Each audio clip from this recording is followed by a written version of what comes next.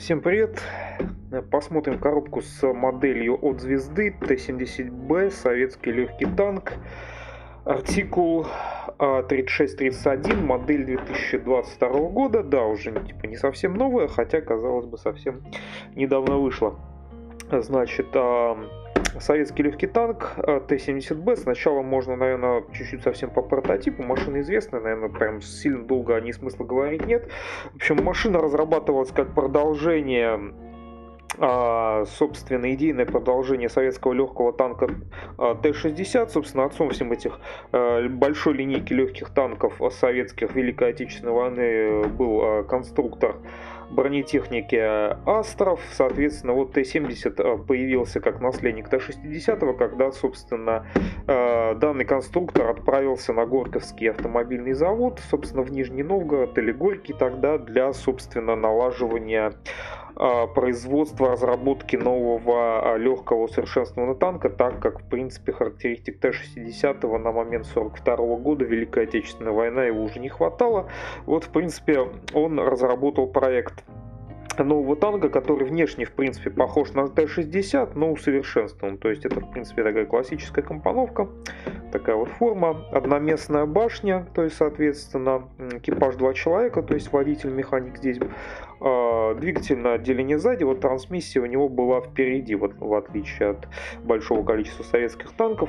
Ну, по большому счету, от Т-60 он, помимо, может быть, бронирования усиленного внешнего вида, еще отличался тем, что поменяли ему двигательную установку, то есть двигательной установки Т-60 уже не хватало, и была применена довольно-таки интересная схема с двумя бензиновыми двигателями в корме, располагавшаяся спарка такая, которая находилась друг за другом. Соответственно, там двигательный отсек, ну, точнее, как даже не отсек, а двигатель, он занимал большое пространство достаточно внутри корпуса, и в этом плане такая достаточно примечательная вещь. Ну, танков такое произведено количество было очень большое, это больше 8000 танков за 42-43 год.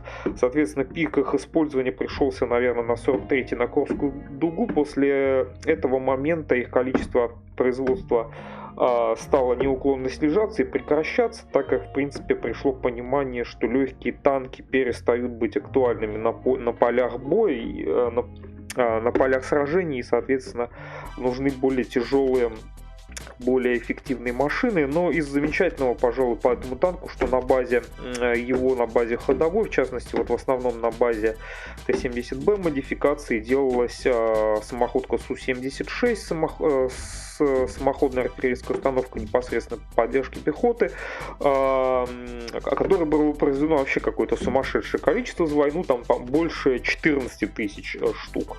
Соответственно, она очень многие узлы наследует от этого танка. Кстати говоря, вот совсем недавно звезда анонсировала как раз модель Су-76 самоходки, она тоже будет ее выпускать, и скорее всего неспроста, а видимо потому, что будет какая-то унификация вот с этой моделью по деталям. Также по модификации Т-70Б, как мы видим, тут не просто Т-70, а Т-70Б. 70Б где-то в середине, если не ошибаюсь, жизненного цикла танка, то есть по каким-то эксплуатационному опыту, отзывы военных, в принципе, была проведена такая, не то чтобы прям крупная, но модернизация танка. В основном, я так понимаю, она коснулась ходовой, то есть там были переделаны траки, усилены катки, усилены торсионы, что-то там, по-моему, по бронированию еще делалось, конструкция люка, по-моему, механика водителя менялась. Но как бы вот такой вот, откуда появилась буква «Б», да. Но я не то чтобы как бы знаток в этой теме, там уж совсем нужно сильно копаться и знать каждую заклепку, поэтому, наверное, все, что я знаю. Ну, в принципе, это все по исторической справке. А по самой модели, в принципе, сказать тоже особо много ничего нельзя. Она новая, можно сказать, совсем прошлого 2022 года. Пока, собственно, до выпуска Су-76 в этой линейке, скажем, она у звезды единственная. В принципе, наверное, конкурентов, ну, аналогов других модельных производителей я сходу не припомню. Если я не ошибаюсь, у Миниарта, по-моему, был Т-60, а не Т-70. У китайцев, по-моему, что-то было такое из этой темы, но я тоже не помню. Ну так вот, ладно, боксарт на коробке, да, зимний танк. У нас, соответственно, зимний театр военных действий, веселенький боксарт. Значит, соответственно, На обратной стороне коробки у нас тоже по звездовской традиции фотографии того же самого зимника. Даже нет, двух, получается, собранных, двух вариантов окраски зимнего, большие крупные фотки и, соответственно, летнего камуфляжа. Просто отдельные моменты показаны, историческая справка, которая, собственно, примерно то же самое рассказывает. Но разве что, да, можно сказать, что полуавтоматическая пушка 45 миллиметровая использовалась, и спаренный пулемет. Пушка была полуавтоматическая, то есть там был как что-то типа магазина для быстрого, так и ручной механизм подачи снарядов. Ну и, собственно, моделька совсем небольшая, то есть 12 сантиметров, в принципе, легкий танк, это понятно. Великая Отечественная, наверное, 206 деталей, тоже совсем, в общем-то, мало. Вот, да, вот варианты. Ну и вот, кстати, из интересного пишут, что прямо на коробке, что у нас можно два варианта собрать танка. Они оба Т-70Б, то есть, я так понимаю, исходный Т-70 мы не соберем, то есть это уже усовершенствованный Т-70. Но тут можем два варианта раннего и позднего выпуска. Ну уж насколько они там отличаются и копийны конкретно варианты именно Т-70Б, ну как бы это уже, наверное, совсем сложно мне сказать. Я в этом не то чтобы сильно разбираюсь. Вот, кстати, еще в музее техники Вадима Задорожного у нас тут логотип есть. Судя по всему, наверное, за предоставление референсов для моделей. Насколько я помню, действительно, я был в музее Вадима Задорожного. Т-70 у них действительно в экспозиции есть, а у них экспонаты находятся в очень хорошем копийном состоянии, по-моему, большей частью даже на ходу. Так, значит, по боковикам стандартная по окраске, значит, Тamiya и звезда. Цветов не совсем немного. Декаль изображена. Вот тут можно видеть, что нам разные варианты. Ну, собственно, больше, кроме других моделей звезды, ничего тут, собственно, нет. Так, модель еще, собственно, у нас на пломбах. Поэтому у нас анбоксинг сейчас произойдет. Прямо, так сказать, на ваших глазах. Коробка стандартная, вот эти звездовские двухслойные, двухслойные, да. С одной стороны, круто, что есть внутренняя коробка, которая хорошо защищает от повреждений. Но с другой стороны, конечно, извлекать немножко долго. Но вот сейчас я справился быстро, значит. Верхняя загрузка, значит, смотрим. Зеленый пластик звезды, значит, пакетик с декалью, прозрачные детали на месте. И декаль, значит, один пакет с пластиком, как обычно у звезды по стандарту, зеленый пластик. Так, его будем смотреть отдельно, все в одном пакете. Инструкция тоже стандартная, упаковщик 15 L1, L1 это новшество, я не знаю, что у них L2 есть упаковщик или что это означает L1, может быть левый упаковщик, может быть R1 еще есть. Значит, схема окраски на целых 4, насколько я понимаю, варианта у нас тут, богато. Бумажка предупреждений.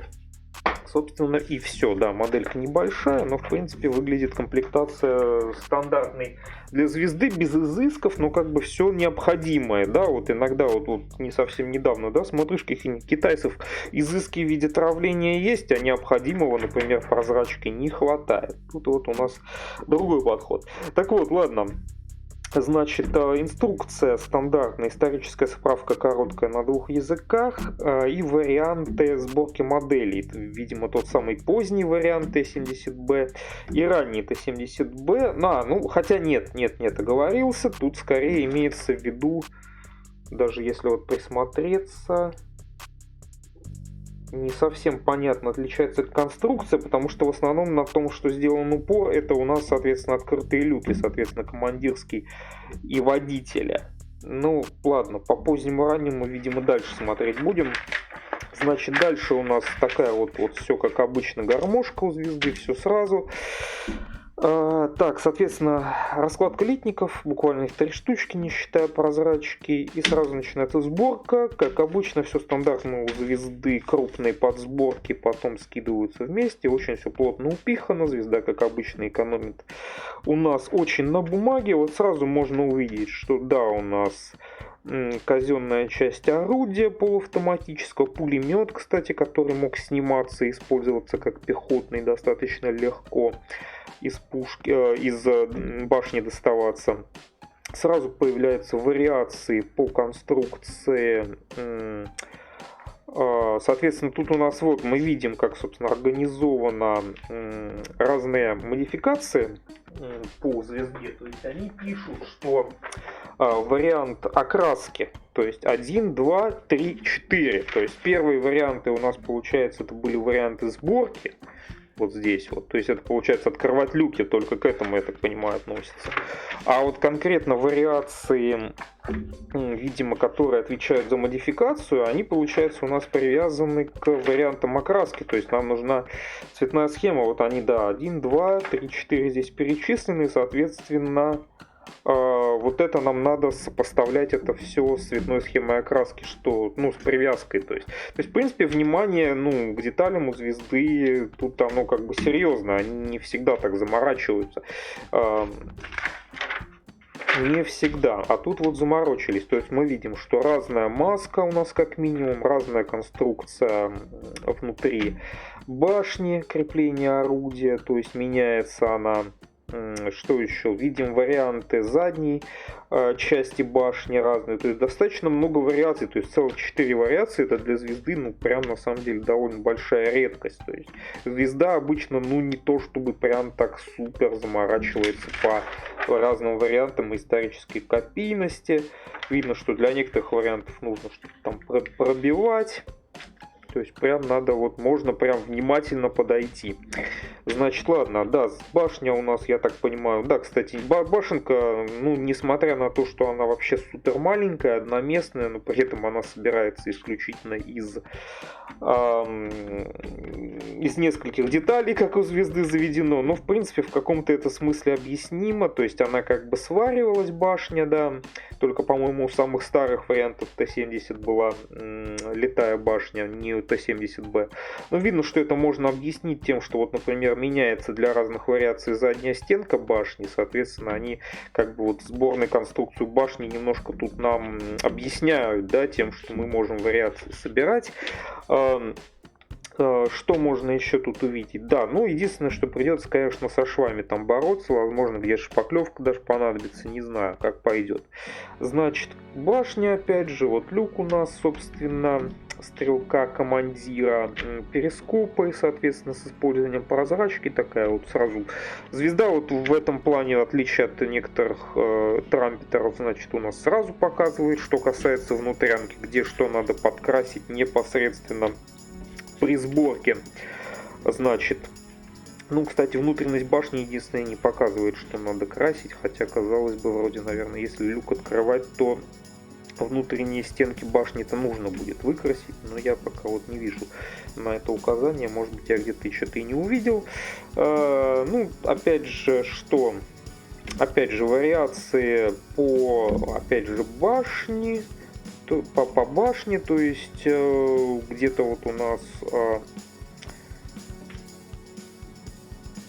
только для второго варианта, то есть возможно какой-то командирский, может быть антенна, что это такое, не совсем понимаю. Ну, в общем, тут много по вариациям интересного сказано, прям слишком долго на этом останавливаться, наверное, смысла нет. Вот тоже, по-моему, антенна дополнительная. Вот, по-моему, если не ошибаюсь, только на командирские Т-70 ставили рации с антеннами, насколько я помню, по крайней мере, в начале производства. Скатка, кстати, да, у нас из 2,5, тоже по звездовской традиции, ну, скажем так, не самый приятный, соответственно, там какой-то шов будет, вот это вот все. Многие на это, на самом деле, ругаются. Значит, ну и вот за всеми этими вариациями единственное надо, конечно, следить. Что значит, опять у нас кое-какие заклепки удаляются для 4-го варианта откраски. Ну, то есть, как бы звезда прям вот заморочилась. Прям даже неожиданно заморочилась на копийность всех 4 вариантов. То есть, видимо, как-то, я не знаю, с музеем задорожного они как-то скооперировались так мощно, что вот решили прям, как говорится, даже чтобы к заклепкам не докапывались. То есть, видите, вручную заклепки мы удаляем. Ну, соответственно, да, вот что можно сказать, тут вот на 8-м шаге ванна корпуса, ну, тоже по звездовской, и не только звездовской, на самом деле, традиции, даже последняя современная Томея так часто делает. Ванна корпуса у нас тоже и полностью сборная, аж из, собственно, 4 деталей. Верхняя часть корпуса здесь же, ну, интерьера, понятное дело, именно здесь. Ну, собственно, и в башне тоже у нас никакого, кроме казенной части орудия, интерьера нет. Значит, тут все вот воздуховыхлоп или воздухозабор двигателя, я уж там не помню. Вот видите, какой он большой, тянется практически вдоль всего танка. Это, собственно, потому что двигатель, он был длинный, он, собственно, с парка из двух, и он вот практически вот это все пространство занимал. Значит, ну, насчет, кстати, в наборе нет никаких любимых звездой полиэтиленовых сеточек. Видимо, то ли они на этом танке какие-то такие решетки не применялись, то ли они, как бы, может быть, слишком мелкие, что звезда решила их показывать. То есть, в принципе, здесь мы без этого обойдемся. Опять же, вот, ну, в плане вот воздухозабора или выхлопа, не знаю. И, собственно, лобовая часть вот ставится у нас отдельно. Вот она, кстати, здесь тоже с вариациями. Она у нас менялась на Т-70Б. И вот где-то к 11 шагу мы к сборке ходовой переходим. У нас появляются торсионы. По ним, я так понимаю, никаких вариаций нет. Крепления там ведущих звездочек, ленивцев. Появляются катки, собственно, у нас. Ну, понятно, никакая не неподвижная, никакая не рабочая ходовая. Тут это, в принципе, очевидно. Подкрашиваем сразу звездочки. Ну и, собственно, переворачиваем, переходим на заднюю часть инструкции, скажем так. У нас появляются траки. Траки у нас, как можно понять, полунаборные. То есть сегментные гусеницы, крупные сегменты в одну деталь, видно, что с провисом на верхней части, как обычно у звезды, а огибание ленивцев и ведущих звездочек сделано сборными сегментами из отдельных траков. Вот. Ну, собственно, вот у нас это, насколько я помню, все время забываю, где воздух. Ну, это, скорее всего, воздухозабор, наверное, двигателя. Вот это, скорее всего, наверное, выхлоп. Ну, мне так кажется. А, нет, выхлоп, все, извиняюсь, нет. Выхлоп отдельный, там 2 трубы шло. Это, наверное, какой-то воздухозабор. И, возможно, это тоже воздухозабор. Выхлоп у нас, да, 2 трубы. Это, по-моему, как раз Т-70Б, там какие-то характерные детали. Какие-то короба тут.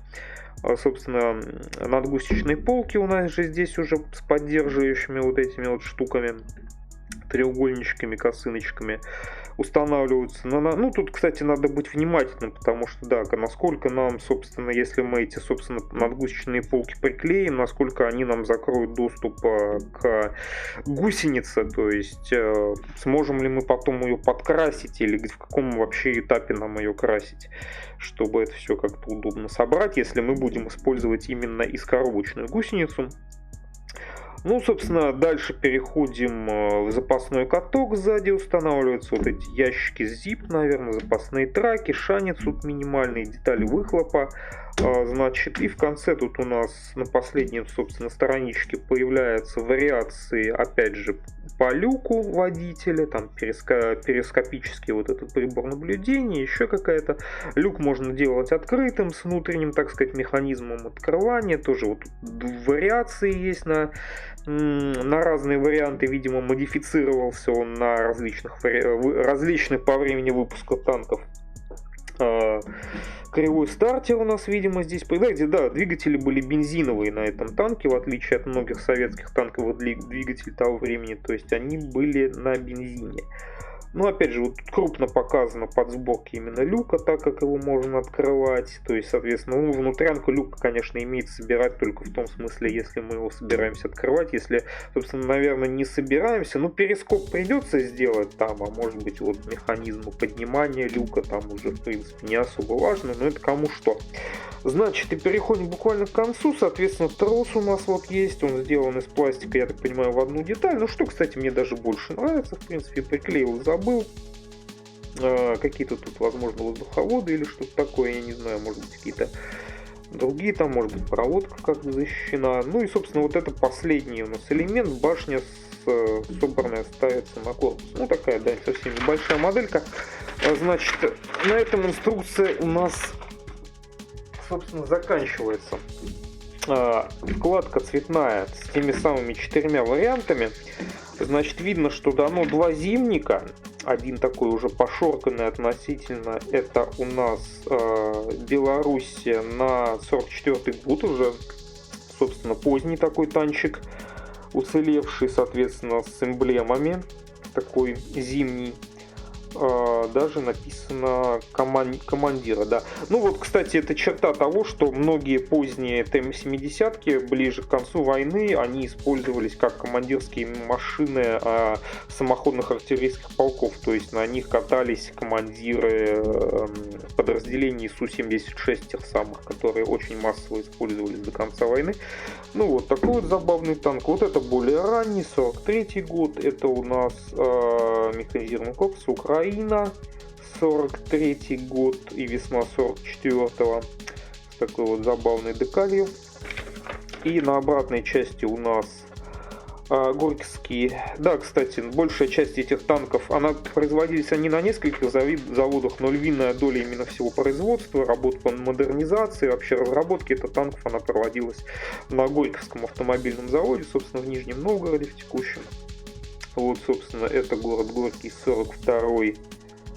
Передача танков 21 декабря 42 год. Ну, видимо, да, это такой вариант, когда он, видимо, сфотографирован был при передаче на фронт. При выходе с завода надпись «Горьковский динамовец», собственно. И последний вариант у нас это на Курская дуга, собственно, пик использования этих танков. Конечно, много было их потеряно, потому что они уже, конечно, боевая их сила была довольно слабой на тот момент относительно тех танков, к которым приходилось зачастую сталкиваться. Это у нас тоже, соответственно, 43-й год. Ну, декаль тут нарисована, собственно. Видно, что помимо, собственно, давайте возьмем сразу декаль.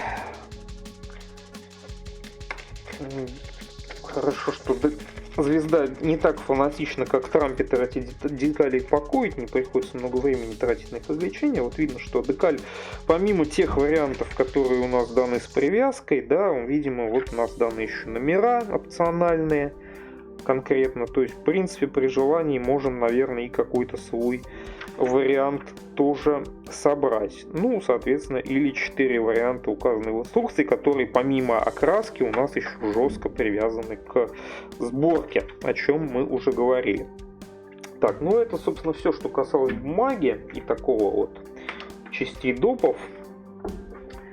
Можно сразу глянуть в пластик и начать, да, вот с прозрачного пластика. Звезда прозрачный пластик не жалеет, все-таки в последних своих моделях она практически не балуется вот такими приколами, как частенько балуются у нас китайцы, когда экономят на этом и делают. Тут все как бы честно, оба перископа и фара у нас прозрачка. И, собственно, пластик один стандартный для звезды пакет.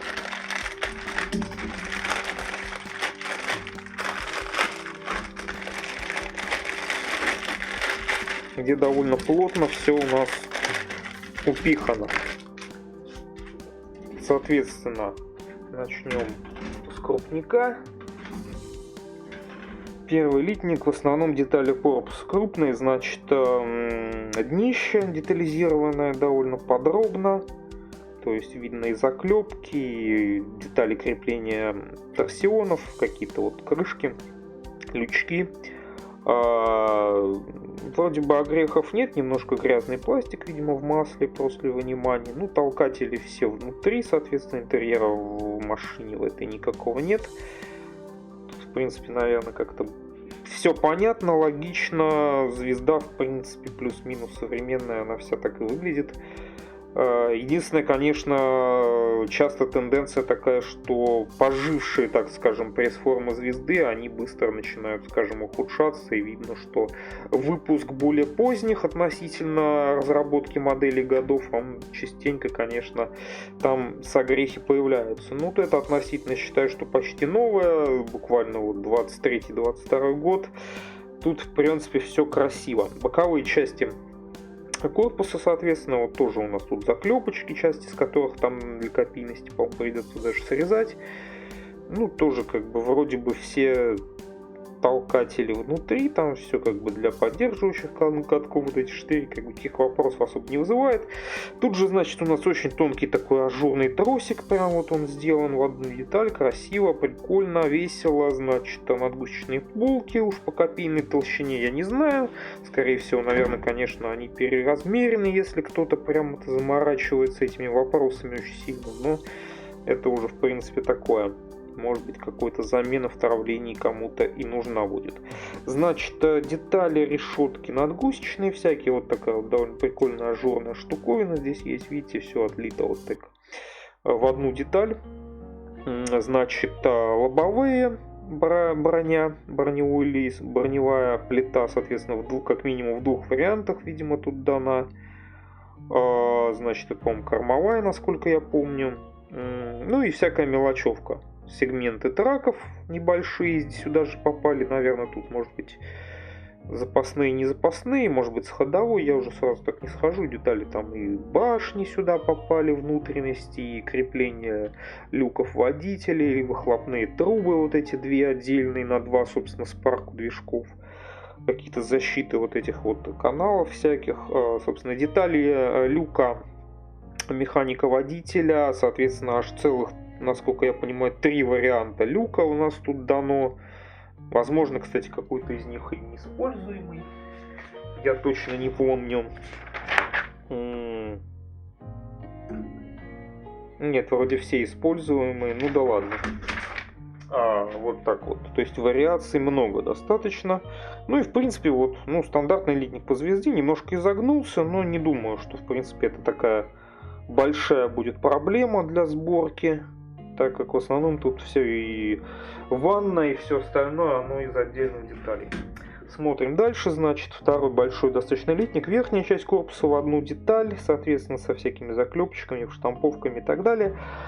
Части башни, ну, башня, с одной стороны, как бы, да, немножко, конечно, не хочется собирать ее из кучи деталей, но придется, и, в принципе, по вариативности вариантов сборки там есть этому какое-то объяснение, так что, в принципе, ладно, вот, собственно, задняя часть. Насколько я понимаю, толкатели, все следы толкателей внутри, как бы интерьера башни, насколько я помню, никакого у нас не предусмотрено. Как минимум 2 варианта маски орудия, я так понимаю, вот это как минимум летая, потому что на ней такая четкая текстура видна, а вот это вот то ли штампованная, то ли что, она совсем гладкая. Люки, соответственно, нижняя часть башни, вот эта деталь, то ли воздухозабора, то ли... Не выхлопа, точно, по-моему, воздухозабора какого-то. Казенная часть орудия у нас из 2 половин, но это внутри, а вот где само орудие, да, вот само орудие 45 миллиметровое, ну, ствол довольно, ну, действительно 45 миллиметров. Небольшой ствол, соответственно, сделан он в одну деталь. Пулемет, соответственно, ДТ, если я не ошибаюсь, соответственно, внутри башни ставится, ну, он такой стандартный достаточно для советских танков. И что, ну, еще тут какие-то вот отверстия под люки, детали, сами люки, мелочевочка, фонари там и так далее. В принципе, еще небольшие, да, сегменты траков, вот, да, я сразу не заметил, да, вот видим, они здесь есть. Ну, типа, как бы условно провис, но это не совсем провис, скорее изгиб над поддерживающими катками, конечно же, реализован здесь. Прям какого-то явного провиса нет, но тут, в принципе, наверное, они отталкиваются от тех прототипов, где провиса особо не было. Шанец, опять же, кривой стартер. Ну, в принципе, тоже литье, в принципе, для новых моделей звезды типичное, как бы, в принципе, никаких огрехов зрительно я не вижу. А вот как через 5 лет это будет выглядеть, это, конечно, уже вопрос отдельный. Ну и, собственно, 2 дублирующихся литника, последних по ходовой части, собственно, у нас они абсолютно идентичные, можно смотреть один, то есть, опять же, у нас тут еще один сегмент гусеницы, нижний, судя по всему, еще один маленький сегмент. Катки, собственно, у нас ходовые, небольшие совсем, поддерживающие, тоже вот здесь из 2 деталей, по-моему, у нас катки, да, если ничего не путаю. Звездочка, ленивец, отдельные траки, ну, совсем маленькие, собственно, траки у нас небольшие, да их, собственно, немного. Держатели надгусеничных полок, мелочевка, всякие антенные выводы, какие-то серьги. В общем, еще какие-то детали там коробов каких-то там на внешнюю часть с крышками. Ну, в принципе, тоже отлито достаточно стандартно, ажурно, без огрехов на текущий момент. Прикольно, весело, задорно. Так. Модель-то небольшая, всего 200 деталей, поэтому, в принципе, вот буквально наш обзор подошел к концу. Что можно сказать, что танк очень массовый, легкий танк больше 8000, поэтому, соответственно, выпуск модели достаточно логичная вещь для звезды. И хорошо, что на ней еще, вот особо мне интересно, конечно, звезда уже обещала выпускать Су-76, которая как модель, конечно, сложнее, потому что у нее нет крыши, и там, в принципе, боевое отделение будет полностью выведено. И, в принципе, многие хвалят вот модель Т-70, вроде бы она и выглядит, и отлита, и хорошо, неплохо, и внезапно звезда очень как-то прям ну, как не то, что щепетильно, а, скажем так, с уважением подошла к различным вариациям исторической копийности этих танков, предложив нам аж целых 4 варианта с довольно такими, ну, скажем так, на взгляд обычного человека несущественными отличиями, но на взгляд замороченного в теме человека, конечно, это очень выглядит прикольно. То есть, в принципе, это для звезды, ну, нетипично, потому что звезда, как бы, она не то, чтобы прям сильно бросается в нишу прям супер исторической какой-то достоверности, а вот здесь внезапно бросилась. Так, ну, вот такой вот прикольный, в целом, новый танк от звезды.